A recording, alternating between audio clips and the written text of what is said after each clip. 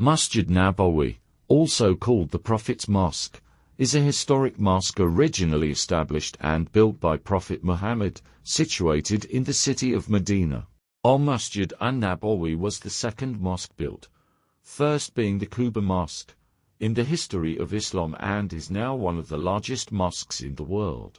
The current plan of the mosque dates back to the early years of 1990s and incorporates the constructions from late Ottoman era to early and modern Saudi periods. Today, the Mosque of the Prophet is an extensive complex of buildings and structures that not only covers nearly all of the Medina of the early 7th century CE, it also incorporates several other sites like Jannat al-Baqi and Saqifa Bani Sada that were located clearly outside of the city bounds.